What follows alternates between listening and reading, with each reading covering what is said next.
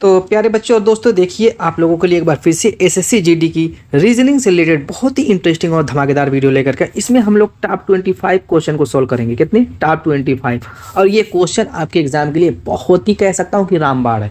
तो दोस्तों, अगर आप एसएससी जीडी की तैयारी कर रहे हैं तो ये वीडियो इंड तक वॉच कीजिएगा, क्योंकि हर क्वेश्चन एकदम यूनिक और शानदार है और इसी टाइप के ही क्वेश्चन आपके एग्जाम में पूछते हैं। तो चलिए देरी न करते स्टार्ट करते हैं अपने पहले क्वेश्चन से। हर क्वेश्चन को बेसिक कंसेप्ट और ट्रिक के साथ सीखने वाले हैं। क्या करें? उस विकल्प का चयन करें जिसमें संख्या उसी प्रकार संबंधित है जिस प्रकार संख्याएं दिए गए समुच्चय में संबंधित है। यानी कि इस कोष्टक में ब्रैकेट में जो 11, 13 और 17 दिया हुआ है, जिस तरीके का इन संख्याओं में संबंध है उसी तरीके का हमें ऑप्शन में से चूज कर लेना है।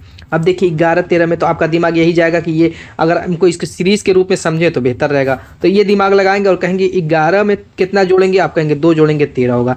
13 में आप 4 जोड़ेंगे 17 होगा। तो इस तरीके की ट्रिक देखिए कहीं मिल रही है तो आप कहेंगे कि 9 से 25 में तो बहुत ज़्यादा जोड़ना पड़ेगा, 2 जोड़ने पर 11 ही आ रहा है। 29 में 11 जोड़ते हैं, चलिए 31 आएगा। 31 में 4 जोड़ेंगे तो 35 आएगा, 33 ये भी नहीं आएगा। 41 में 2 जोड़ेंगे 43 आएगा। 43 में 4 जोड़ेंगे तो दोस्तों आप कितना आ जाएगा? 47, 9 की 53। 61 में 2 63, ठीक है। 63 में अगर 4 जोड़ते हैं तो कितना आता है आपका? 67 आएगा, 9 की 65। ये ट्रिक तो फेल हो गई। तो फिर करेंगे क्या? देखिए थोड़ा सा दिमाग लगाइए। अगर आपको प्राइम नंबर के बारे में पता है, अभाज्य संख्याओं के बारे में पता है, तो फिर ये क्वेश्चन आप लोगों के लिए कुछ भी नहीं था। ये क्वेश्चन इतना करने की जरूरत नहीं थी अगर उधर आपका दिमाग जाता। अभाज्य संख्या वे संख्या है जो खुद से कटे और एक से कटे, जैसे 2 हो गई, 3 हो गई, 5 हो गई, 7 हो गई, और उसके बाद कितनी आती है दोस्तों? 11 हो गई, 13 हो गई, 17 हो गई, ये सभी संख्याएं, 19 हो गई, डाट डाट डाट, इस तरीके की संख्याएं जो देखिए किसी से आप कटेगी नहीं, या तो खुद अपने आप से कटेगी या एक से कटेगी, वो होती है अभाज्य संख्या। अब ये 11, 13, 17 क्या है? अभाज्य संख्याओं का ये समुच्चय है। तो हमें ऑप्शन में देखना है कि कौन अभाज्य संख्याओं का समुच्चय है, बस उसी को चूज कर लेना है। तो आप देखेंगे कि पहले में तो 9 भी कट रहा है, 25 भी कट रहा है, तो हो नहीं सकता। यहाँ पर अगर देखें तो ये 3, 3 से कट रहा है, तो ये भी नहीं हो सकता। 41, 43, 53, option C is the right answer. ये अभाज्य संख्याओं का समुच्चय है। नेक्स्ट क्वेश्चन की तरफ चलते हैं। वेन डायग्राम से रिलेटेड क्वेश्चन है। देखिए क्या कह रहा है? कह रहा है उस वेन आरेख का चयन करें जो निम्नलिखित वर्गों के मध्य संबंधों का सबसे उचित निरूपण करता है। शिक्षिका है, माता है, स्त्री है। देखिए यहाँ पर शिक्षिका ले लेंगे, एक माता ले लेंगे, एक स्त्री ले लेंगे। यहाँ पर ये क्या हो गई? शिक्षिका, ठीक है। ये क्या हो गई? माता, और ये क्या हो गई? स्त्री। यहाँ पर हमें ये देखना है शिक्षिका माता में क्या संबंध है, माता स्त्री में क्या संबंध है, या शिक्षिका स्त्री में, यानी परस्पर तीनों में संबंध को देखा जाएगा और उस हिसाब से डायग्राम बनाएंगे। सबसे पहले मैं कहूँगा कि माता स्त्री। देखिए अगर आप ये क्वेश्चन कई बार प्रैक्टिस किए रहेंगे तो आपको पता चलेगा कि पहले संबंध किस में निकालें। मैं यहाँ पर माता स्त्री में संबंध निकालूंगा। देखिए जितनी भी माताएं होती हैं वो क्या होती हैं, ये मुझको बताए। स्त्री होती हैं कि पुरुष होती हैं? आप कहेंगे कि जितनी भी माता होती है वो सभी की सभी स्त्री होती है, तो स्त्री में आ जाएगी कि नहीं आएगी? तो सभी माताएं, लेकिन सभी स्त्रियां माता नहीं होती। बहुत स्त्रियां ऐसी हैं जिनकी शादी नहीं होती, वो माँ नहीं बन पाती, वे सब क्या होती हैं? वो माता नहीं होती। तो इसको हम ऐसे नहीं कर सकते, स्त्री को अंदर या माँ को बाहर नहीं कर सकते। भले डायग्राम एक जैसा लगेगा लेकिन सोच आपकी भिन्न हो जाएगी। तो वहाँ पे एग्जामिनर यहाँ पर आपकी सोच ही परख रहा है। अब आगे कह रहा है शिक्षिका। देखिए शिक्षिका का माता से क्या संबंध होता है? जो पढ़ाती हैं शिक्षिका, वो कुछ माताएं होती हैं कि नहीं? ऐसे सभी माताएं नहीं होती, कुछ यंग भी जाती हैं, कुछ माएँ भी जाती हैं, दोनों तरीके की शिक्षिकाएं पढ़ाती हैं। तो टोटल शिक्षिकाएं माँ नहीं होती, कुछ शिक्षिकाएं माँ होती हैं। तो हम क्या करेंगे? इस तरीके से शिक्षिका का कुछ हिस्सा माँ के अंदर डाल देंगे। अब यहाँ पर क्या हो गया? स्त्री का भी कुछ हिस्सा हो गया। तो कुछ स्त्रियां भी तो शिक्षिका होती हैं, सभी स्त्रियां शिक्षिका नहीं होती, पुरुष नहीं होते। तो इस हिसाब से डायग्राम आपका ऐसा बनेगा। ये शिक्षिका वाला हिस्सा आ गया। अब खुद ही स्त्री वाला तो मिलाना ही पड़ेगा, डायरेक्ट माँ का मिलाने से खुद ब खुद स्त्री वाला आ गया, तो हमें क्या करना पड़ा? वो मिलाने की जरूरत नहीं पड़ी, आपका डायरेक्टली काम हो गया। तो ये शिक्षिका वाला भी हो गया आपका डायग्राम। इस तरीके का डायग्राम ऑप्शन डी में दिख रहा है। नेक्स्ट क्वेश्चन की तरफ चलते हैं। हमारा अगला क्वेश्चन गणितीय संक्रिया का कह रहा है यदि पी का अर्थ प्लस क्यू का अर्थ माइनस आर का अर्थ गुणा एस का अर्थ भाग है तो निम्नलिखित व्यंजन का मान कितना होगा? फटाफट इसका आंसर हम लोग कमेंट कीजिए आप लोग। बहुत आसान है, कुछ है नहीं। देखिए ब्रैकेट लगा लेंगे। 14 लिखा है, 14 लिख लेंगे। आर है, आर कह रहा है, आर किसको निरूपित कर रहा है? कह रहा है आर का अर्थ गुणा है तो गुणा बना लेंगे। देखिए संख्याएं जो कि त्यों लिखेंगे, अक्षर की जगह जो कहेगा उसको हम लिख देंगे। 9 है, 9 लिख लेंगे, ब्रैकेट बंद। अब एस आ गया, एस का अर्थ कह रहा है भाग, भाग बनाएंगे, 6 लिखेंगे। उसके बाद देखिए पी आ गया, पी का अर्थ क्या कह रहा है? प्लस, प्लस बनाएंगे, 40 से 40 लिख लेंगे। फिर आ गया क्यू, क्यू का अर्थ कह रहा है माइनस, माइनस बनाएंगे 11।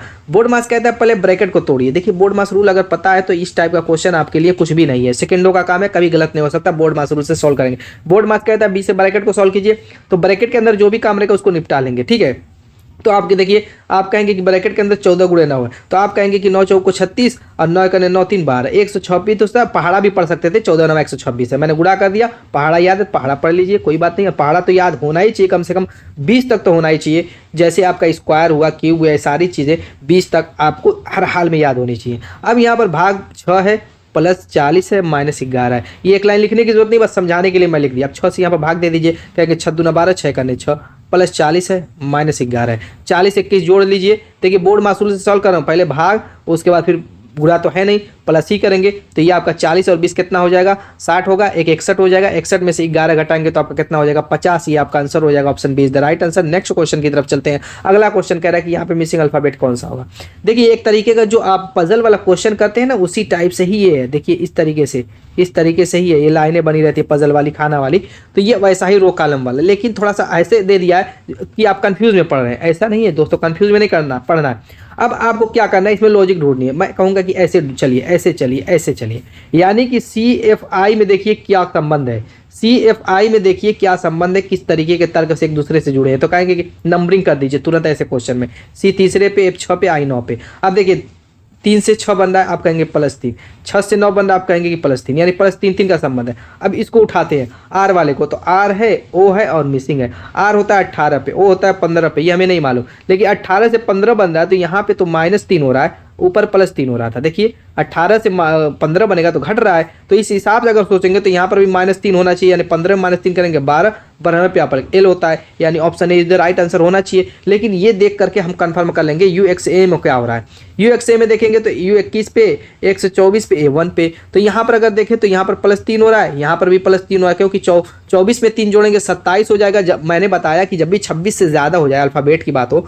26 से ज़्यादा हो जाए तो क्या करें, उसमें से 26 को घटा दीजिए, जो आएगा वो नया नंबर बन जाएगा, जो कि 1 बन गया है। बस यही काम करना था। तो यहाँ पर देखिए 2 में प्लस चल रहा था, इसमें -3 चलेगा हर हाल में, इसके अलावा प्लस वाला काम ही नहीं। जब माइनस हो रहा है तो कहाँ से प्लस, जबरदस्ती तो करेंगे नहीं, आंसर आएगा ही नहीं। तो ये आपका परफेक्ट L ही था। नेक्स्ट क्वेश्चन की तरफ चलते हैं। अगला क्वेश्चन को जो है आपका सीटिंग अरेंजमेंट का है। क्या कह रहा है, 7 व्यक्ति हैं, गौरव, मनीष, राहुल, अनीस, मीता, प्रिया और प्रीति एक वृत्त में बैठे हुए हैं। 7 ठो हैं इस तरीके से। और क्या कह रहा है, एक वृत्त में, ये नहीं कहा केंद्र की तरफ मुख है, लेकिन हम मान लेते हैं केंद्र की तरफ मुख है, मान लेंगे अपनी तरफ से। अगर नहीं कहेगा तो ठीक है। ऐसा भी कहता है कि उल्टी दिशा में बैठे हुए हैं, केंद्र की तरफ उनका मुख नहीं है, तो उस हिसाब से ऐसे उल्टा भी बैठा दीजिएगा। तो सारी ट्रिकें सीखी हैं दोस्तों, सारी चीज़ें सीखी हैं, आपके पास समय कम है और हर चीज़ जानिए। आपको करना क्या है, जैसे 7 बंदे पहले आप बना लीजिए इस तरीके से, ताकि आपकी कन्फ्यूजन पहले दूर हो। 4 हुआ, 5 हुआ, 6 हुआ, 7 हुआ। अब क्या करेंगे, इस नीचे वाले पोर्शन को हम चूज करेंगे और जिधर आपका दायां है आप उस हिसाब से टिक लगा दीजिए, वो उनका दायां हो जाएगा। ठीक है, वो उनका क्या हो जाएगा, दायां हो जाएगा। एक छोड़े किस तरीके से टिक लगाएंगे, वो दायां, जिधर टिक नहीं है बायां। हाँ, जब उल्टी साइड में बैठे रहेंगे, ऐसे अगर क्वेश्चन पूछ देगा कि केंद्र की तरफ मुख नहीं है, उल्टी तरफ मुख है, तो उस कंडीशन में बस इसी को पलट दीजिएगा, इधर दायां आप बनाते जाइएगा, एक छोड़े वो उनका हो जाएगा। यानी जिधर दायां बायां हो जाएगा, जिधर बायां उधर दायां हो जाएगा। बस इतना ही करना है आपको, और कुछ नहीं करना। ये दाएं बाएं की बेस्ट ट्रिक है। आगे क्या कह रहा है, गौरव है, मनीष और राहुल का पड़ोसी है। जब भी पड़ोसी 2 बंदों का कहे तो उसको बीच में बैठा दीजिए। क्या कह रहा है, गौरव, सबका मैं पहला सिंबल लूंगा, गौरव जी, मनीष M, R राहुल। तो क्या कह रहा है, गौरव, मनीष और राहुल का पड़ोसी है, तो मैं क्या करूंगा, गौरव को, जी को कहीं पर भी, पहला मैंने क्या कहा कि कहीं पर भी, यहाँ पर भी ले सकते हैं, यहाँ पर भी गौरव को ले सकते हैं, कहीं पर भी ले लीजिए, मैं यहीं पर ले लेता हूँ।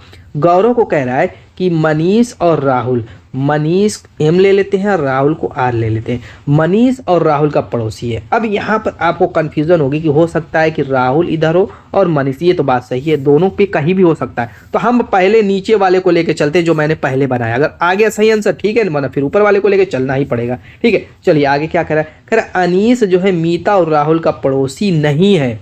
अब अनीस, ए फॉर अनीस जो कह रहा है, वो कह रहा है कि मीता, MT मैं मान लेता हूँ, और प्रिया क्या कह रहा है, मीता और राहुल का पड़ोसी नहीं है। अगर मान लीजिए राहुल को यहाँ पर माना तो यहाँ पे अनीस आएगा ही नहीं, अनीस यहाँ पे आना नहीं चाहिए दोस्तों। लेकिन यहाँ पर थोड़ा सा आगे चलते हैं तो क्या कह रहा है, अनीस के बायों दूसरे स्थान पर है। चलिए थोड़ा सा कर लेते हैं, देखते हैं, उसके बाद अभी पता चल जाएगा कि हम सही कर रहे हैं कि नहीं। मुझको तो यहाँ पे कन्फ्यूज़न हो रही है, क्योंकि मुझको लग रहा है ये वाला हिस्सा सही होगा, फिर भी देखते हैं अपना अपना तर्क है, आगे करेंगे, अभी क्लियर हो जाएगी सारी बातें। आगे कह रहे हैं अनीस मीता राहुल का पड़ोसी नहीं है। क्या कह रहे हैं, अनीस मीता और राहुल का पड़ोसी नहीं है, यानी कहने का मतलब राहुल के बीच में यहाँ पर ये नहीं आएगा। अनीस जो है इस राहुल के भी पास नहीं आएगा और मीता जहाँ पर होगी वहाँ पर भी ये अनीस नहीं आएगा, यानी कि राहुल और मीता के बगल में अनीस आना ही नहीं चाहिए। इसके कहने का मतलब ये है, यानी इन दोनों से हट करके वो कहीं होगा। चलिए कहाँ होगा देखते हैं। आगे कह रहा है प्रीति मीता और प्रिया की पड़ोसी है। मीता को हमने कहीं लिखा है, नहीं लिखा है। आगे क्या लिखा है हमने, यहाँ पर सिर्फ ये है। तो क्या करेंगे हम, यहाँ पर हम एक काम करते हैं, 3 बंदे तो हो चुके हैं, बाकी इन तीनों को सेट करना है। तो जब राहुल का पड़ोसी अनीस नहीं है तो हम अनीस को यहाँ पर हर हाल में रख देंगे, ठीक है, इसके बगल में रखेंगे, अनीस को रख दिया आपने। अब 3 पोजीशन बची हुई है, इस 3 पोजीशन के हिसाब से कह रहा है प्रीति मीता और प्रिया की पड़ोसी है, और साथ साथ अनीस को ये भी ऊपर कहा है कि अनीस मीता का भी पड़ोसी नहीं है। तो मीता को हम इस साइड रखेंगे और दोस्तों प्रिया को इस साइड रखेंगे, और प्रीति ऑटोमेटिकली पीटी से हम प्रीति कर लेंगे, ये दोनों के बीच में आ जाएगी। अब मीता और प्रिया के बीच में प्रीति आ चुकी है, और साथ साथ अनीस जो है मीता और राहुल का पड़ोसी भी नहीं है। तो सारी चीज़ें इस तरीके से हमने सेट कर ली। अब चलिए क्या कह रहा है कि और साथ साथ आगे कह रहा है और अनीस के बाईं ओर दूसरे स्थान पर है। साथ साथ कह रहा है कि ये जो है बंदी, ये जो प्रीति है वो अनीस के बाईं ओर दूसरे स्थान पर, लेकिन अनीस के तो ये दाईं ओर हो गई दूसरे स्थान पर। यानी कि जो मेरी पहली शुरू में स्टार्टिंग में कन्फ्यूजन थी बिल्कुल सही थी, यानी कि मामला यहीं पे गड़बड़ा गया है। मामला क्या गड़बड़ाना है, जो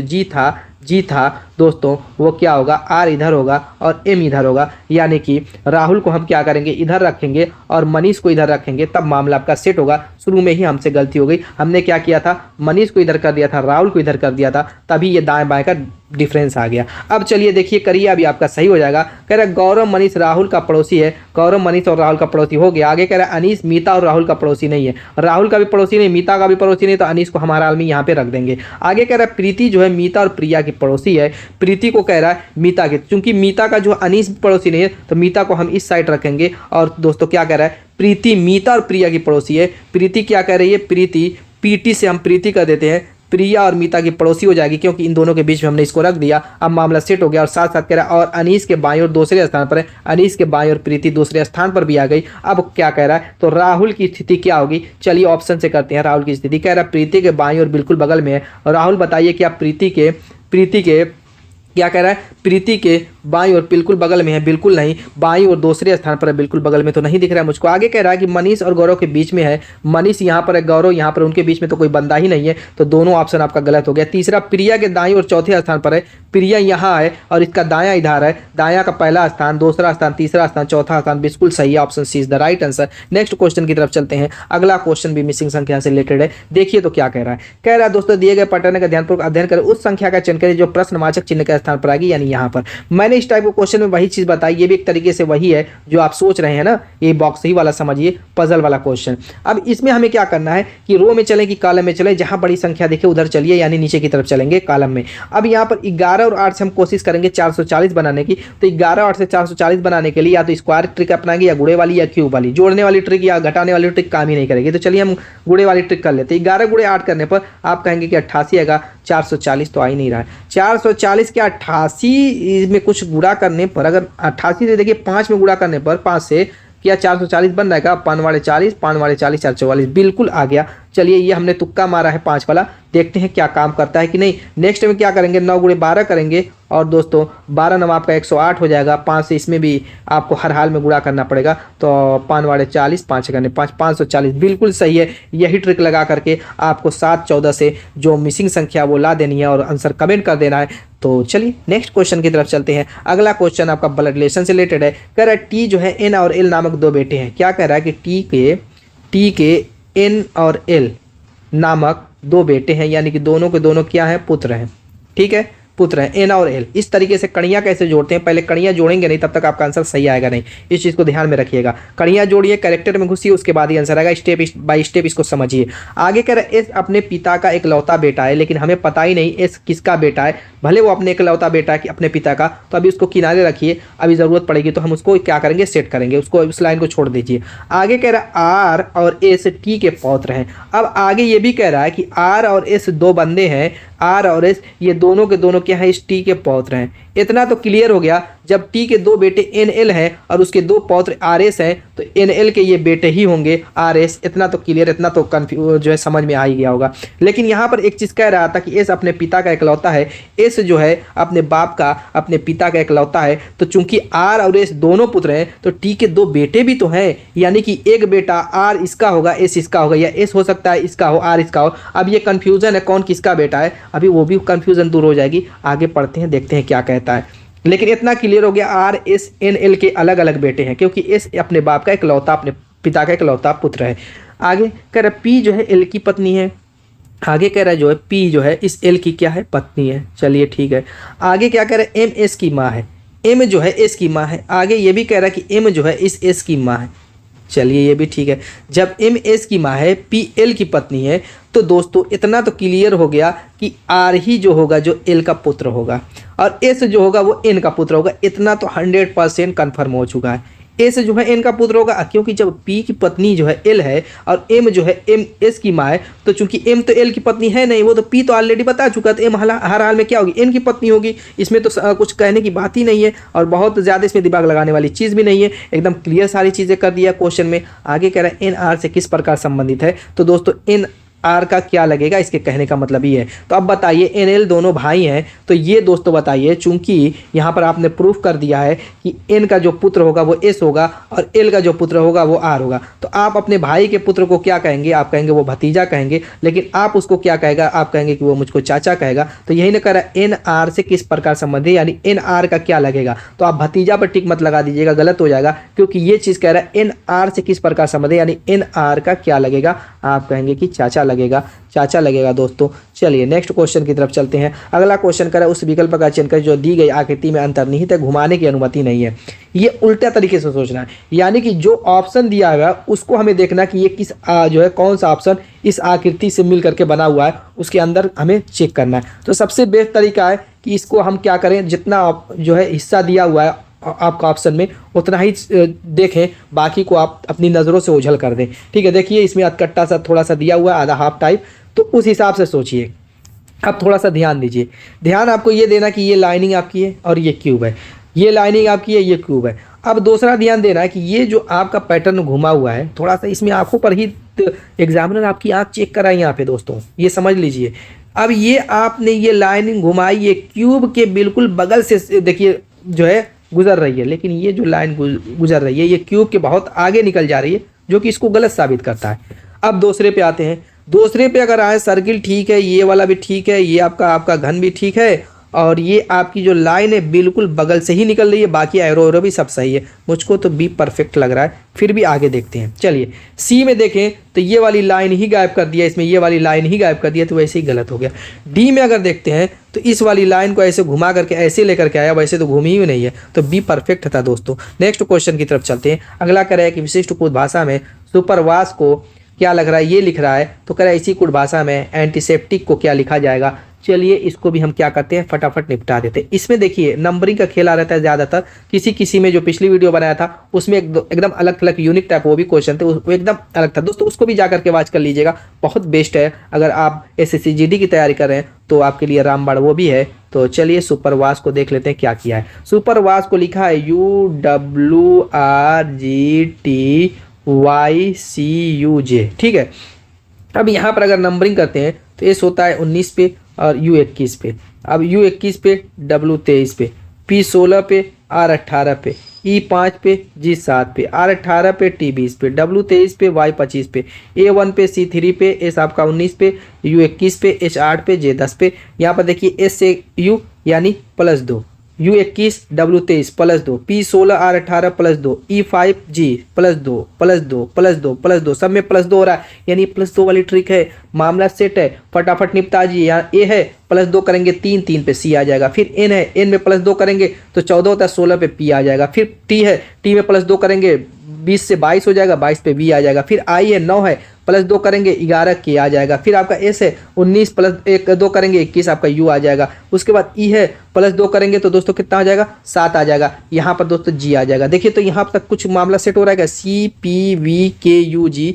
CPVKUG, यहाँ तक तो मामला भी सेट नहीं हो रहा है। उसके बाद देखते हैं P है, दो जोड़ेंगे 18 हो जाएगा, यानी कि आर आ जाएगा। आर तक तो इसमें भी कॉमन है, आर के बाद ही में मामला सेट होगा। टी है, टी में 2 जोड़ेंगे 20, यानी वी हो जाएगा। वी किस में है, इसमें आर आ गया, इसमें वी आ गया, option A is the right answer. तो जरूरी नहीं कि पूरा क्वेश्चन सॉल्व कीजिए, जहां पर दिख जाए ऑप्शन में वहां पे निपटाइए और आगे बढ़िए। नेक्स्ट क्वेश्चन कह रहा है कि दिए गए विकल्पों में से उस संख्या का चयन करें जो निम्नलिखित श्रृंखला में प्रश्नवाचक चिन्ह के स्थान पर आएगी, यानी कि यहाँ पे कौन सी संख्या आएगी।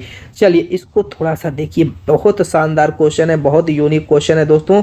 इसमें भी तोते उड़ गए हैं, अच्छे के तोते उड़ गए, और एग्जाम में बहुत लोगों ने इसको छोड़ दिया। क्यों छोड़ दिया? क्योंकि ये पैटर्न जो है दोस्तों एक कह सकते हैं कि चक्रव्यूह की तरह है, यानी स्टेप बाय स्टेप कम से कम 2-3 पैटर्न में ये क्वेश्चन सॉल्व हो रहा है। कैसे देखिए, ये प्लस वाली ही ट्रिक लगेगी, ये कंफर्म है, क्योंकि बहुत ज़्यादा संख्या बढ़ नहीं रही है। जैसे 11 से 14 हो रहा है, प्लस 3 हो रहा है, 14 से 26 हो रहा है, तो दोस्तों आप कहेंगे कि प्लस आपका कितना हो रहा है, 12 हो रहा है। उसके बाद 26 से 23 हो रहा है, तो आप कहेंगे कि यहाँ पर आपका कितना होगा, 13 दोस्तों कितना, 7 13, ठीक है, ये आपका 2 प्लस 27 हो रहा है। उसके बाद 53 का मतलब 47 से 48 प्लस 48 हो रहा है। अब यहाँ पे कोई पैटर्न है, देखिए 3 12 27 48 में कुछ दिख रहा है, नहीं दिख रहा। आप बच्चे इसी में ढूंढते ढूंढते थक गए होंगे और क्वेश्चन को छोड़ दिए होंगे।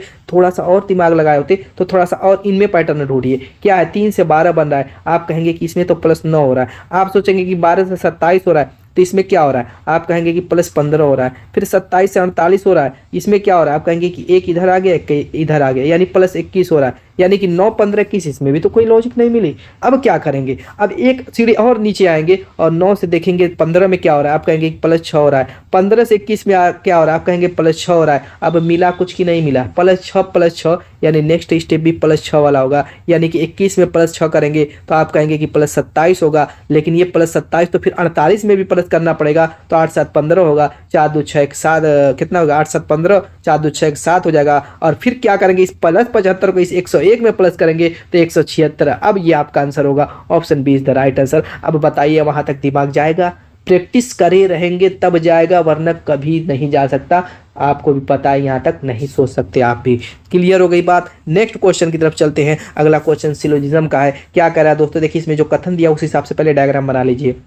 कह रहा है सभी कंप्यूटर लैपटॉप है। क्या कह रहा है कि सभी कंप्यूटर को वह लैपटॉप बना रहा है, तो सभी कंप्यूटर को हम क्या करेंगे, लैपटॉप के अंदर डाल देंगे। ठीक है, लैपटॉप के अंदर। आगे कह रहा है कुछ कंप्यूटर लैपटॉप, सॉरी यहाँ पर लैपटॉप नहीं कह रहा है, यहाँ पर तो कह रहा है कि सभी कंप्यूटर क्या है, सभी कंप्यूटर डेस्कटॉप है। सभी कंप्यूटर को हम डेस्कटॉप के अंदर डालेंगे। ठीक है, आगे कह रहा है कि कुछ कंप्यूटर लैपटॉप है। आगे कह रहा है कि कुछ कंप्यूटर का हम हिस्सा क्या करेंगे, लैपटॉप में डाल देंगे। अब यहाँ पर आपको एक चीज़ नोट करने वाली ये चीज़ है दोस्तों कि ज्यों ही हमने कंप्यूटर के हिस्से को लैपटॉप में डाला, त्यों ही डेस्कटॉप का हिस्सा भी, कुछ ये वाला हिस्सा डेस्कटॉप का भी लैपटॉप में चला गया। कुछ हिस्सा गया, टोटल नहीं गया है, कुछ हिस्सा, कुछ कंप्यूटर का हिस्सा लैपटॉप में हो जाने की वजह से कुछ डेस्कटॉप का हिस्सा भी लैपटॉप में चला गया है। हो सकता है इस पे क्वेश्चन कर दे, हालांकि पिछले वीडियो में भी इसी टाइप का क्वेश्चन था। देखते हैं क्या कह रहा है, कुछ लैपटॉप डेस्कटॉप है, कुछ लैपटॉप, वही बात हो रही थी, वही बात कर दिया। तो इसको आग बंद करके सही देखिए, कुछ लैपटॉप डेस्कटॉप हो गया, डेस्कटॉप का हिस्सा लैपटॉप में मिल गया, बिल्कुल। आगे कह रहे सभी डेस्कटॉप लैपटॉप है, आगे कह रहे सभी डेस्कटॉप लैपटॉप है, बिल्कुल गलत बात है। कुछ था सही था, पूरा तो नहीं ना है। अगर सभी कंप्यूटर कहता डेस्कटॉप है तो सही हो सकता था, लेकिन दोस्तों डेस्कटॉप को लैपटॉप कैसे बना देता है, सभी सामने दिख रहा है कि कुछ है, सभी को बना रहा है, गलत हो गया। केवल एक निष्कर्ष अनुसार करता है, option C is the right answer. Next question की तरफ चलते हैं। अगला क्वेश्चन डाइस से रिलेटेड क्वेश्चन है, इसको पहले थोड़ा सा समझ लेते हैं। समझना ये है, इसमें बहुत ज़्यादा समझना नहीं है, बस ये समझना है कि ये ओपन डाइस है। ओपन डाइस को जब क्लोज करेंगे तो ये किस टाइप वर्क करता है, बस वो हमें जानना है। जैसे मान लीजिए कि सीधे सीधे लाइन से समझते हैं, सीधी सीधी लाइन में एक छोड़े, जैसे पहला तीसरे के अपोजिट, दूसरा चौथे के अपोजिट। क्या अपोजिट? जब इसको हम क्लोज करेंगे, बंद करेंगे, तो ये पहला तीसरे के पीछे चला जाएगा, दूसरा चौथे के पीछे, और जो ये लेफ्ट टू राइट रहेगा वो आपका एक दूसरे के अपोजिट चला जाएगा। बस इस तरीके से होता है। अब पढ़ते हैं क्वेश्चन। करें उस पासे का चयन करें जिन्हें दिए गए पत्रक यानी सीट को इस प्रकार बनी रेखाओं पर मोड़कर बनाया जाता है। यानी कि ये जो डॉलर होगा एक छोड़े, एट द रेट आपके अपोजिट, बंद करेंगे चला जाएगा, और परसेंटेज हैश के, और जीरो क्या होगा, अल्प विराम के अपोजिट चला जाएगा। अब यहाँ पर हमें देखना है ऑप्शन में कि कौन इसको बंद करने पर बन सकता है। अब यहाँ पर जैसे डॉलर है ना, यहाँ पर तो डॉलर के अपोजिट कौन है, आप कहेंगे एट द रेट। आप अगर डॉलर के बगल में यहाँ पे कहीं एट द रेट आप दिख जाएगा तो समझिए वो नहीं बनेगा, लेकिन डॉलर के बगल में एट द रेट आप नहीं दिखा। अब हैश है, हैश के अपोजिट कौन है? हैश के अपोजिट आप कहेंगे परसेंटेज है, तो हैश के बगल में यहाँ पे परसेंटेज नहीं दिखना चाहिए, क्योंकि अपोजिट है ना, जो जिसके अपोजिट रहेगा वो बंद करने पर उसके बगल में नहीं दिखना चाहिए, तो यहाँ पर नहीं है। चलिए बात सही। अब अल्प विराम है, अल्प विराम के अपोजिट कौन है? जीरो है, तो अल्प विराम के बगल में जीरो नहीं दिखना चाहिए, तो ये ए वाला तो बन जाएगा। चलिए एक मिल गया ए। अब बी वाला चेक कर लेते हैं। यहाँ पर एट द रेट आप है, ठीक है, एट द रेट आपके अपोजिट कौन है? डॉलर है, तो डॉलर इसके बगल में कहीं दिख रहा है? नहीं दिख रहा है, चलिए सही है। अल्प विराम है, इसके बगल में जीरो दिख रहा है? नहीं दिख रहा है, सही है। परसेंटेज है, इसके बगल में क्या नहीं दिखना चाहिए? हैश नहीं दिखना चाहिए, नहीं दिख रहा है क्योंकि इसके अपोजिट है, यानी बी भी बन जाएगा, हमारा बी भी मिल गया। अब सी देखते हैं। जैसे परसेंटेज है, इसके बगल में क्या नहीं दिखना चाहिए? हैश नहीं दिखना चाहिए, लेकिन परसेंटेज के बगल में हैश दिख गया, क्योंकि हैश तो इसके अपोजिट है ना, तो उसके नीचे ना जाएगा, उसके बगल में कैसे दिखेगा? तो ये तो नहीं बन पाएगा। इसी तरीके से यहाँ पर हैश है, यहाँ पर भी इसके बगल में परसेंटेज दे दिया, ये भी नहीं बन पाएगा, सिर्फ ए भी बनेगा जो कि ऑप्शन सी में दिया हुआ है। तो चलिए दोस्तों चलते हैं अपने अगले क्वेश्चन की तरफ। नेक्स्ट क्वेश्चन देखिए दोस्तों, सीटिंग अरेंजमेंट से रिलेटेड क्वेश्चन है। क्या कह रहा है कि 6 मित्र एक पंक्ति में बैठे हैं और उत्तर की ओर उन्मुख हैं। देखिए जब भी उत्तर की ओर मुख रहे उनका, यानी ऊपर ऐसे मुख रहेगा, क्लियर है। 6 व्यक्ति हैं, 6 को हम इस तरीके से बना देते हैं। देखिए कितना हुआ, 2 2 4 5 1 6।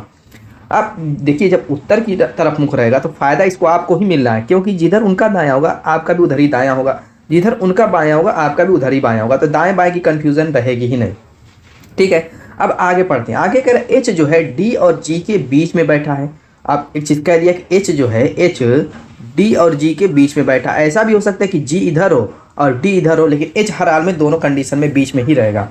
आगे देख लेते हैं। कह रहा है कि बी जो है एल और ए के बीच में बैठा है। अब बी को कह रहा है कि एल और ए के बीच में बैठा है। यहाँ पर भी यही कंडीशन बन सकती है कि ए इधर हो सकता है और एल इधर हो सकता है, लेकिन इसलिए कंफर्म नहीं कर रहा है कि बी जो है दाईं ओर है एल के, या एल जो है दाईं तरफ है या बाईं तरफ, ऐसी कोई कंडीशन लगा नहीं रहा जिससे कंफर्म हो जाए, तो थोड़ा सा वहीं पे रखे रहेंगे अभी, उसके बाद अभी नीचे लेके आएंगे। आगे कह रहा है ए और डी अंतिम छोर पर बैठे हैं। ये कंफर्म हो गया कि ए और डी अंतिम छोर पर है, यानी ए यहाँ पर हो सकता है डी, और डी यहाँ पर हो सकता है ए यहाँ पर। ये भी कंफर्म नहीं है कि कौन दाईं ओर है कौन बाईं ओर है, तो हो सकता है कि इससे कोई फर्क नहीं पड़े। कहीं किसी क्वेश्चन में दाएं बाएं का जिक्र ही नहीं किया है, तो हो सकता है कि इससे कोई इस क्वेश्चन के आंसर पर इफेक्ट ही ना पड़े, किसी को भी लेकर के चल सकते हैं, यानी कि इसी को ही चलिए लेके चलते हैं।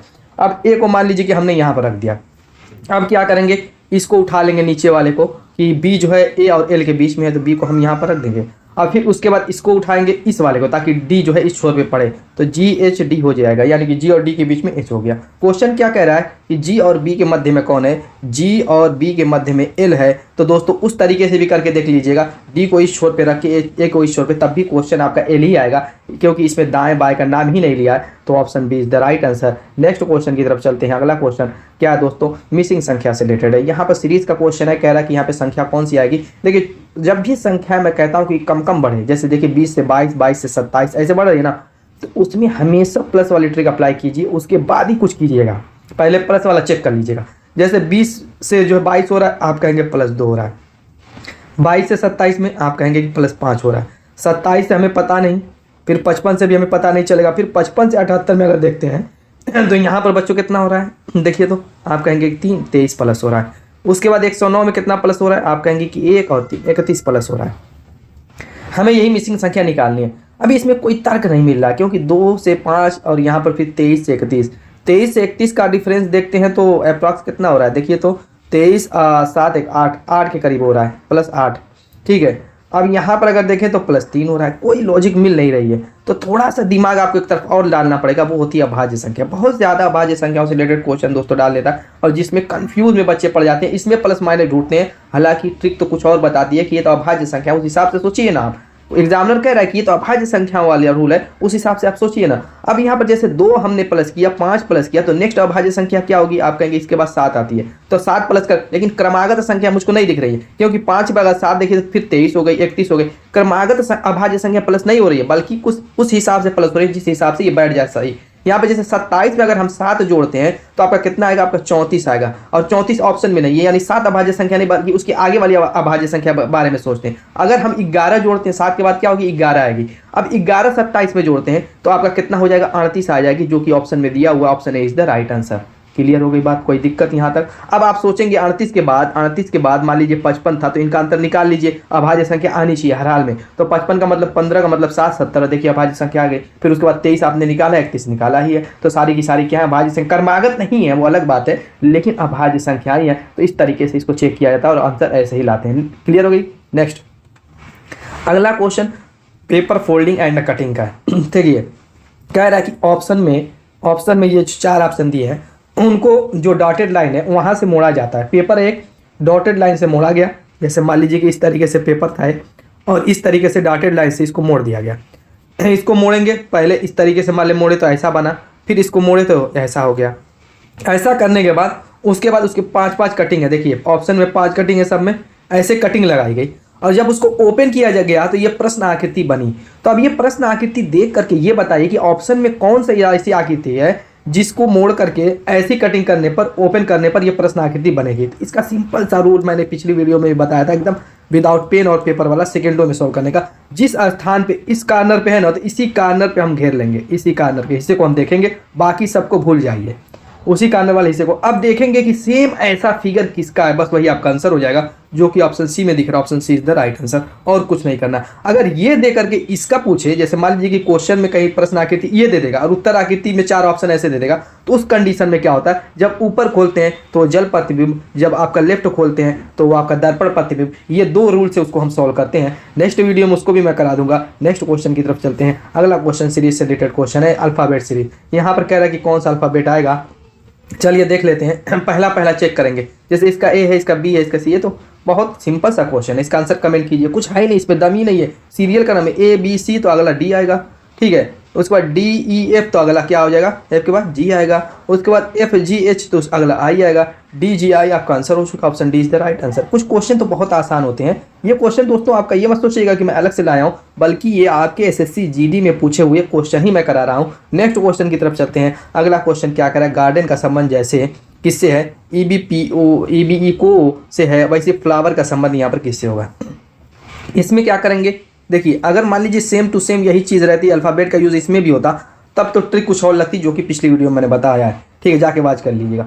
अगर सपोज कीजिए यहाँ पर अलग है, तो हम वो ट्रिक सोचेंगे अपने दिमाग से, और वहाँ पे ज़रूरत पड़ेगी हमें नंबरिंग की। तो यहाँ पर देखिए EBPECO है, ठीक है, और उसके बाद पूछ रहा है फ्लावर का, फ्लावर। तो यहाँ पर जी जैसे 7 पे होता है, A 1 पे होता है, R 18 पे होता है, O 15 पे होता है, E आपका 5 पे होता है, N 14 पे होता है, ठीक है। तो यहाँ पर देखते हैं 5 B 2 P 16 E 5 C 3 O 15। अब यहाँ पर ध्यान दीजिए, G 5 था, E 5, G 7 था, E 5, तो यहाँ पर -2 हुआ।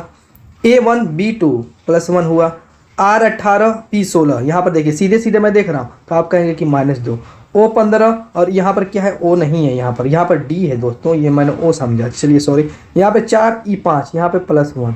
उसके बाद E 5 C 3 -2, N 14 O 15 +1, यानी -2 +1 -2 का सिस्टम चल रहा है। तो फटाफट कर लेते हैं। F में क्या करेंगे, -2 करेंगे, तो -2 करेंगे तो दोस्तों कितना हो जाएगा आपका, आप कहेंगे कि ये 6 होता है, 4 हो जाएगा। चौथे पे आ जाएगा D, जो कि सिर्फ ऑप्शन बी में है, उसके अलावा कहीं D है ही नहीं, तो इसी पे हम आंसर ठीक है। ये नहीं कि पूरा आप चले पूरा ढूंढने, नहीं दोस्तों, मैं बार बार यही रिकमेंड करता हूँ कि जहाँ आपको दिख जाए ऑप्शन में, उसी हिसाब से टिक लगा के आगे बढ़ जाइए और टाइम बचाइए। नेक्स्ट आगे क्वेश्चन क्या रहा, ऊपर ठीक उसी तरह से नीचे संबंध है जिस तरह ठंडा संबंध है। ऊपर कह रहा है ऊपर का संबंध नीचे से ठीक उसी तरीके से है जिस तरीके से ठंडा का संबंध किससे, भैया बताइए। तो ऊपर और नीचे ये क्या है दोस्तों, विलोम दिए हुए हैं, उल्टे शब्द दिए हुए हैं। तो ठंडा का गर्म, ये तो कुछ भी नहीं है, हवाई क्वेश्चन था। नेक्स्ट क्वेश्चन चलते हैं, देखते हैं क्या है। नेक्स्ट क्वेश्चन देखिए दोस्तों क्या करा है, दिए गए विकल्पों में से उस आकृति का स्केच करें जो नीचे दी गई श्रृंखला में प्रश्नवाचक चिन्ह के स्थान पर आएगी। तो देखिए आकृति से रिलेटेड बहुत ज़्यादा क्वेश्चन पूछता है। यूपी पुलिस कांस्टेबल का भी एग्जाम होता है, रेलवे के एग्जाम में पूछा है, और ये SSC GD के एग्जाम में 3-3 क्वेश्चन पूछ देता है। तो यहाँ पर हमें देखना ये है इस टाइप के क्वेश्चन में कि ये रोटेट कर रही है, मुझको दिख गया कि ये रोटेशन वाला ही सिस्टम है, लेकिन हमें ये सिर्फ पता लगाना है कि ये किस क्लॉकवाइज या एंटी क्लॉकवाइज कितने डिग्री रोटेट कर रही है, हमारा मामला सेट हो जाएगा। फॉर एग्जांपल जैसे ई ऐसे था, ई ऐसे हो गया, ये आपकी ऐसे रेखा थी, ई की देखिए ये वाली रेखा ऐसे थी और हो गई कैसे ऐसे, यानी कि एंगल हमें पता चल गया 90 डिग्री, ठीक है। और ये घूमी कैसे है, ऐसे घूमी है, तो ये एंटी क्लॉकवाइज है। क्या है, एंटी क्लॉकवाइज। क्लॉकवाइज घड़ी के घूमने की दिशा, एंटी क्लॉकवाइज घड़ी के घूमने की विपरीत दिशा। बस ये एंटी क्लॉकवाइज घूमी है 90 डिग्री। लेकिन साथ साथ ये देखेंगे जो एरो है मुख पे वो घूम गया है। जैसे मान लीजिए कि यहाँ पर ई जो था, ई में एरो ऐसे था, ठीक है, लेकिन जब ज्यों ही ये घूमी है एरो का मुख पलट गया है और एरो ऐसे हो गई है। एरो का मुख जो है उसके बाजुओं पे कह लीजिए, भुजाओं पे ई के जो है ये रेखाएं उस पर पलट गया है। तो उस हिसाब से आपको सोचना है। फिर ये क्या हुआ, ऐसे मान ली थी, फिर एंटी क्लॉकवाइज 90 डिग्री घूमी, ऐसे हो गई। फिर एंटी क्लॉकवाइज 90 डिग्री घूमेगी तो ऐसे हो जाएगी और ई क्या हो जाएगा, ऐसे बन जाएगा। और इसमें जो एरो है इस तरीके से आपकी लग जाएगी, जो कि ऑप्शन सी में दिख रही है। Option C is the right. Next question की तरफ चलते हैं। इसमें देखिए रोटेशन को समझिए, क्लॉकवाइज, एंटी क्लॉकवाइज और कितने एंगल घूमती है, बस इतना समझ जाएंगे तो आपका आंसर हो जाएगा। नेक्स्ट क्वेश्चन कह रहा है एक निश्चित परिभाषा में क्या है, फ्रस्ट्रेशन को 11 टॉपिकल को सेवन के रूप में लिखा जाता है, तो रिसर्जेंस को किस रूप में कोडबद्ध किया जाएगा। देखिए ये क्वेश्चन नंबरिंग करके चेक कर लीजिए, लेकिन इतना छोटा नंबर है, या तो वर्गमूल निकालने पर आएगा या कुछ और करने पर, भाग देने पर ही आ सकता है। जैसे फ्रस्ट्रेशन में एफ अगर देखें, एफ 6 पे होता है, आर अगर देखें तो 18वें पे होता है, यू अगर आप देखें तो 22 पे होता है, 21 पे होता है, और एस 19 पे। सबको मैं जोड़ूँ, अगर सबको ऐड कर लूँ, आपका कहाँ तक गए थे, यू गया है, एस गया है, एस के बाद टी है, टी 20 पे, आर 18 पे, ए 1 पे, ठीक है, टी 20 पे है, और आई आपका कितने पे है, 9 पे है, और ओ आपका 15 पे है, और एन आपका 14 पे है। दोस्तों मत कीजिए, ये जब करेंगे घुमा फिरा करके आंसर आना है नहीं और टाइम चली जाएगी। जब भी छोटा नंबर दिया रहे और बड़े जो है अक्षर के रूप में, मतलब बड़े शब्द दिए रहे जिससे बड़े नंबर बने जोड़ने पर, तो हमेशा पहले ये ट्राई कीजिएगा जो मैं बताने वाला, उसके बाद इसको ट्राई करिएगा। पहले जो मैं बताऊंगा उसको पहले ट्राई कीजिएगा, बाद में इसको, क्योंकि जो मैं पहले बताऊँ अब बताने वाला हूँ उसमें टाइम आपका सेकंडों का लगेगा। अगर उसमें आप फेल हो गए तब जा करके ये वाली ट्रिक ट्राई कीजिएगा जो ये लंबी वाली है। तो चलिए देखते हैं। फ्रस्ट्रेशन में अगर अल्फ़ाबेट गिन लेते हैं, जैसे 1 2 3 4 5 6 7 8 9 10 11 अल्फ़ाबेट से बना हुआ है फ्रस्ट्रेशन। कितने दोस्तों, 11 अल्फ़ाबेट से बना हुआ है, तो 11 लिख दिया है। अब टॉपिकल में देखिए 1 2 3 4 5 6 7 से बना हुआ तो 7 लिख दिया है। ऐसे रिसर्जेंट 1 2 3 4 5 6 7 8 9 10 से बना हुआ तो 10 लिख दीजिए। Option D is the right. मैंने क्या, पहले इससे चेक कीजिएगा। जब भी ऐसा, कब, जब अंक कम दिया हो, संख्या जो है छोटी दिखे और अक्षरों की संख्या ज़्यादा दिखे, तो उस कंडीशन में ये ट्रिक अप्लाई कर लीजिएगा। जब फेल हो जाएंगे तब नीचे वाली ट्रिक ये जो है अप्लाई कीजिएगा जोड़ने वाली। नेक्स्ट क्वेश्चन की तरफ चलते हैं। अगला क्वेश्चन करें, एक विशिष्ट कोड भाषा में मास्टर को NBTUFS लिखा जाता है, तो इसी कोड भाषा में NF को क्या लिखा जाएगा। क्या लिखा है जी, मास्टर को ज़रा चेक कर लीजिए। तो मास्टर को लिखा है NBTUFS, ठीक है। तो यहाँ पर अगर देखें तो M के बाद N, A के बाद B, S के बाद T, T के बाद U, E के बाद E के बाद E के बाद E के बाद F, ये F है, A नहीं है, R के बाद S। तो यहाँ पर तो एक प्लस वाला रूल ही है, तो ये तो बहुत आसान है। तो आप NF का आंसर कमेंट कीजिएगा, कुछ आप भी कीजिए, हाथ पैर चलाइए, तभी तो कुछ समझ में आएगा कि हम आप लोगों को, मुझको समझ में आएगा कि आप लोगों को समझ में आ रहा है कि नहीं, कुछ पल्ले पड़ रहा है कि नहीं। तो दोस्तों NF का आपको कमेंट करना है, ठीक है। समझ में आ गया होगा, एक प्लस वाला रूल है, प्लस कर दीजिएगा, ठीक है। नेक्स्ट क्वेश्चन की तरफ चलते हैं। अगला क्वेश्चन करें, एक कक्षा में यदि 3 विद्यार्थी अनुपस्थित हों तो शेष विद्यार्थियों को समान रूप से 7 समूहों में विभाजित किया जा सकता है। कह रहा है कि और यदि 7 विद्यार्थी अनुपस्थित हों तो शेष विद्यार्थियों को समान रूप से 9 समूहों में विभाजित किया जा सकता है। कक्षा में कुल कितने विद्यार्थी हैं। देखिए एक बात बता दूं आप लोगों को, यहाँ पर कहने का इसका मतलब ये है, जैसे मान लीजिए कि कुल कक्षा में X विद्यार्थी थे, फॉर एग्जाम्पल समझ लीजिए, हम ऑप्शन से चेक कर लेंगे, बहुत लंबा चौड़ा मैथ की तरह सॉल्व नहीं करने जाएंगे। कह रहा है कि X विद्यार्थी थे कक्षा में और 3 तो जब अनुपस्थित हो गए, तो जब अनुपस्थित हो गए तो उसको हमने 7 से काटा तो वो पूरा का पूरा 7 से कट गया। कहने का मतलब ये 7 समूह में बांटने का मतलब वही हो गया कि 7 से जब इसको काटेंगे तो पूरा का पूरा ये 7 से कट जाएगा, ठीक है, कट गया। अब यहाँ पर फिर कह रहा कि यदि कक्षा में से 3 के बजाय 7 विद्यार्थी अनुपस्थित हों तो उसको अगर हम 9 से काटें तो पूरा का पूरा कट जाएगा। अब हमें करना क्या है, ऑप्शन को उठाना है 115 को, पहले वाले को, इसमें से 3 घटा करके 7 से भाग देना है, कट गया तो ठीक है। फिर उसी के बाद फिर 7 घटा करके 9 से भाग देना है, कट गया तो ठीक है। दोनों से काट करके चेक कर लेना है। तो 115 में से 3 घटाएंगे तो आपका कितना हो जाएगा, कहेंगे 112। 112 का अगर 7 से हम भाग देते हैं तो कहेंगे 7 करने 7, 7 और 4 11, 7 6 42, यानी 7 से तो पूरा मुझको कटता हुआ दिख रहा है। अगर मैं 115 में से क्या घटा दूँ, 7 घटा दूँ, तब क्या आएगा आपका, आप कहेंगे कि 108 आएगा। और 9 से मैं काटूँ, 9 का 9 दूना 18, पहला ही कट गया, हमें आगे मेहनत करने की ज़रूरत नहीं। फिर भी मैं चेक करके दिखाऊंगा कैसे ये पॉसिबल है। अब मान लीजिए 87 था, दूसरा ऑप्शन, इसमें से मैं 3 घटाऊंगा तो आप कहेंगे कि 87 में से 3 घटाने पर 84 आएगा, तो 7 से ये कट जाना चाहिए, तो आप कहेंगे कि ठीक है ये तो 7 से कट गया पूरा का पूरा। इसका मतलब ये भी होगा, नहीं रुकिए अभी रुकिए, घबराइए मत, ये तो 7 से सही कट गया, 7 करने 7 दूना 14। लेकिन अब फिर 87 को हम उठाएंगे और 7 घटा करके या 9 से भाग देंगे, तो दोनों से कटना चाहिए, सिर्फ इससे कट गया तो नहीं, दोनों चीज़ें को जो है इसको कन्फर्म करनी चाहिए कि इससे भी हो गया इससे भी हो गया। अब यहाँ पर 80 बचेगा, 9 से 80 को काट के देखिए कट रहा है, नहीं कटेगा दोस्तों, तो ये आपका फेल हो गया। दोनों कंडीशन इस पर सही से अप्लाई होनी चाहिए तब जाके सही होगा। 115 पे दोनों अप्लाई हो गया, आगे 140 101 आप लोग चेक कर लीजिएगा। नेक्स्ट क्वेश्चन की तरफ चलते हैं। अगला क्वेश्चन कह रहा है 4 अक्षर समूह दिए गए जिसमें 3 किसी तरह से समान है और एक असंगत है। असंगत अक्षर समूह का चयन कीजिए। हमें क्या करना है, नंबरिंग कर देनी है। पहले वाले की नंबरिंग मैं डायरेक्ट कर देता हूँ लिखने के बजाय। ए है A1 पे, ई आपका 5 पे, आई 9 पे, एम 13 पे, क्यू आपका 17 पे। इसमें सीरीज समझ लीजिए एक तरीके से, और देखिए किस तरीके से बढ़ रही है। 1 से 5 प्लस 4, 5 से 9 प्लस 4, 9 से 13 प्लस 4, 13 से 17 प्लस 4 की सीरीज है। चलिए इसको अब देख लेते हैं, इस वाले को कि 11 पे, फिर O15 पे, S19 पे, W23 पे, A1 पे। 11 से 15 प्लस 4, 15 से 19 प्लस 4, 19 से 23 प्लस 4। उसके बाद क्या है, 1 आ गया, तो 23 में 4 जोड़ेंगे 27। मैंने कहा है कि जब भी 26 से ज़्यादा संख्या आए तो क्या करें, उसमें से 26 घटा दीजिए, जो आएगी वो आपका नया बन जाएगा, नया अक्षर बन जाएगा। तो 1 आए तो देखिए 1 लिख दिया गया। तो इसमें कंफ्यूज मत कीजिएगा कि 23 में 4 जोड़ने पर 1 कैसे आ गया, तो सारी चीज़ें इसीलिए मैं क्लियर कर देता हूँ। ठीक है, यहाँ पर भी क्या होगा, प्लस 4, इसमें भी प्लस 4 वाली ट्रिक। अब चलिए इस सी वाले को देख लेते हैं। यहाँ पर E5 पे, I9 पे, M13 पे, Q17 पे, U आपका कितने हैं 21 पे। अब यहाँ पर देखिए 5 4 9, 9 4 13, 13 4 17, 17 4 21। ऑटोमेटिकली आप डी पे टिक लगा दीजिएगा, यही सब में 4 प्लस है तो इसमें हर हाल में कुछ ना कुछ गड़बड़ जरूर होगा। फिर भी हम चेक कर लेते हैं, एग्जाम में मत चेक कीजिएगा, टाइम बचा लीजिएगा।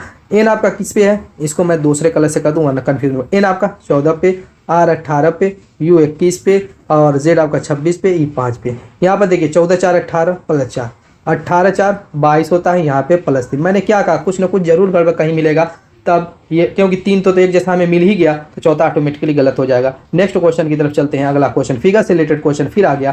कह रहा कि यदि दर्पण को दी गई आकृति के दाएं ओर रखा जाए तो आकृति का दर्पण पर निर्मित सही प्रतिबिंब चयन कीजिए। यानी यहाँ पे अगर मैं दर्पण को रख दूँ तो इसका प्रतिबिंब कैसा दिखाई देगा। देखिए दर्पण का रूल मैं बता चुका हूँ, फिर भी यहाँ पे जान लेते हैं, क्योंकि पिछली वीडियो में बचा, जो नए बच्चे वो समझ लें। यहाँ पर अगर अक्षर के रूप में जैसे R है तो इसका दर्पण प्रतिबिंब लेफ्ट टू राइट ऐसे घूम जाता है। ठीक, ऐसे आपका क्या होगा, लेफ्ट टू राइट घूमेगा तो R ऐसे बन जाएगा। ये दर्पण का रूल होता है। अगर दोस्तों एरो के रूप में दिया हुआ, जैसे मान लीजिए एरो ऐसे है, ठीक है, तो क्या होगी, ये एरो लेफ्ट टू राइट ऐसे घूम जाएगी। लेकिन अगर यही एरो खड़ी है तब, जैसे ऐसे है तब, तो ऐसे ही की ऐसे ही रहेगी। ये लेफ्ट टू राइट घुमाएंगे तब भी एरो ऐसे ही दिखाई देगी, पलटने के बाद भी। क्लियर हो गई बात। फिगर अगर इस तरीके से है, जैसे मान लीजिए कि यहाँ पर ऐसे फिगर है, तो अब ये फिगर भी घूम जाएगा, तो ये वाला हिस्सा इधर आ जाएगा और बड़ा वाला इधर हो जाएगा, लेफ्ट टू राइट ये भी घूम गया। इसी रूल पे हम इसको क्वेश्चन को सॉल्व करेंगे। तो चलिए यहाँ पर देखते हैं। तो ये जो एरो है पहले इधर घूमेगी और ये भी अंदर वाली एरो इधर तो आएगी, लेकिन साथ साथ ऐसे घूम जाएगी। ये वहीं की वहीं गलत हो गई। चलिए ये ठीक है, घूमी, यहाँ पे आए, बिल्कुल सही है। ये भी घूम गई, यहाँ पे आए, लेकिन ये यहाँ पे ध्यान दीजिए, ये जो पलटेगा नहीं, ब्लैक वाला ऊपर ही रहेगा, व्हाइट वाला नीचे रहेगा। लेकिन यहाँ पे क्या किया, व्हाइट ऊपर कर दिया, ब्लैक नीचे कर दिया, तो ये गलत हो गया। यहाँ पे क्या किया, वैसे ही कर दिया, गलत। तो ऑप्शन डी परफेक्ट रहेगा, देख लीजिए, चेक कर लीजिए। क्लियर। नेक्स्ट क्वेश्चन क्या कह रहा है, कह रहा है वही सही विकल्प चुने जो नीचे दिए गए शब्दों को उसी सही क्रम को दर्शाता है जिस क्रम में ये शब्द अंग्रेजी शब्दकोश में दिखाई देते हैं। यानी ABCDEF जो डॉट XYZ के फॉर्म में होते हैं, उसी क्रम में हमें इसको सेट करना है। चलिए देख लेते हैं। और पहले में देखेंगे तो F है, इससे तो चेक हो नहीं पाएगा क्योंकि सब में F ही है। ठीक है, इससे चेक नहीं हो पाएगा। तो फिर क्या करेंगे, दूसरा चेक करेंगे, A, इससे भी चेक नहीं हो, सब में A है। तीसरा C, इसमें भी सब में C है, इसमें भी कंफर्म नहीं हो पाया। चलिए ठीक है। उसके बाद E है, अब चेक हो जाएगा। देखिए पहले में E आया, दूसरे में क्या आ रहा है दोस्तों, I आ रहा है, तीसरे में भी I आ रहा है, और चौथे में क्या आ रहा है दोस्तों, T आ रहा है, पाँचवें में U आ रहा है। अब बताइए अल्फ़ाबेट के अनुसार सबसे पहले कौन आता है, आप कहेंगे E आता है। तो पहले नंबर पे हमारा सेट हो चुका है, 1 आएगा पहले पे। तो पहले ऑप्शन में चेक कीजिए, A में भी है और D में भी है, बाकी तो ये फेल हो गया। उसके बाद चेक कर लेते हैं कि दूसरे नंबर पर कौन आएगा। दूसरे नंबर पर चेक करने के लिए देखिए, इसमें भी आई, इसमें भी आई, मामला सेट नहीं हुआ। तो आई वाला दोनों पहले चूज़ कीजिए। तीसरे में भी आई था, इसमें भी आई था, तो आई दोनों में है तो नहीं पता चल पाया। फिर अगला इसका देखेंगे, एल और एल, इससे भी नहीं चूज हो पाया। फिर ई देखेंगे, आई देखेंगे, इसमें ई है और इसमें आई है, दोनों में कौन पहले आता है? आप कहेंगे कि पहले तो ई आता है, तो पहले के बाद तीसरा नंबर आ जाएगा। अब ऑप्शन में चेक कर लीजिए तीसरा किस में है, आप कहेंगे कि ए में है, option A is the right answer. जरूरी नहीं कि पूरा चेक कीजिए दोस्तों, ऑप्शन में जैसे मिल जाए उस हिसाब से टिक लगाइए और उसको खत्म कीजिए। तो उम्मीद है कि वीडियो पसंद आएगी दोस्तों, मिलेंगे इस शानदार धमाकेदार टिक के साथ अपने नेक्स्ट वीडियो में, तब तक के लिए बाय बाय।